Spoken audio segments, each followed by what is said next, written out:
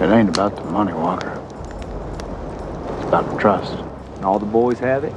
Just us. Just the criminals.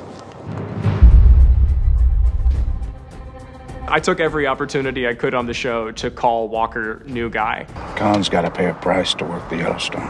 Ryan Bingham, who plays Walker, is an Oscar-winning musician and himself an incredible cowboy and an incredibly talented actor. He's a real deal. As an actor, he's really growing. He knows that the world is good or better than anybody.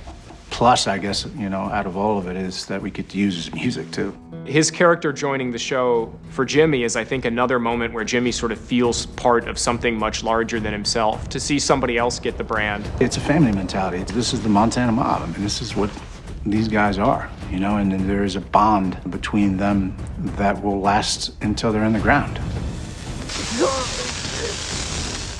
I mean, in Kelsey's head, I was worried that Ryan was gonna get actually burned. It's really startling for her. And because she doesn't understand what that brand means. Welcome home.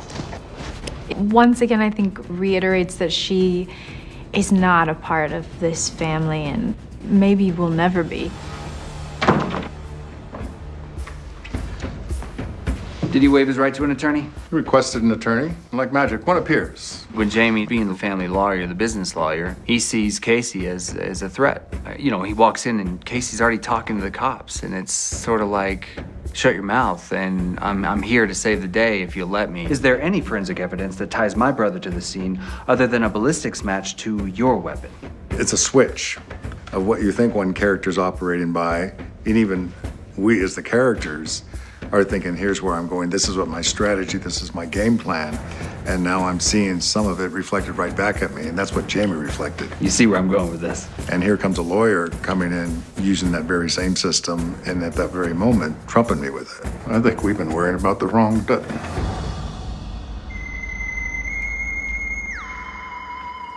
So in a way, they're very similar people, Beth and Jamie, and I think they know that. Kind of like twins. They keep getting drawn back to this conflict. They have each other, but that also, there's resentment built in and anger and mistrust and a lot of ugly feelings between the two of them. Take 3 cents, speak. Sad. You're sad.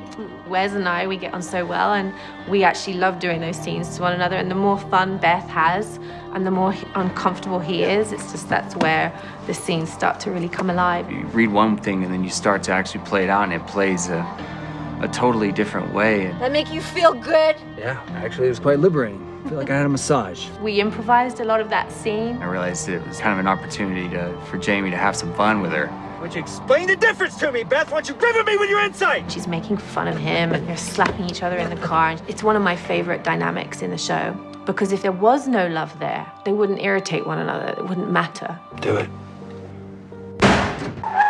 By the end of the scene, it's very depressing. It's very scary, too. It's scary how on edge Beth is and how really fragile she actually is. If hating me keeps you from hating yourself, I'll be there for you. That's what family's for. There's a weird tenderness in there, and only family will do that.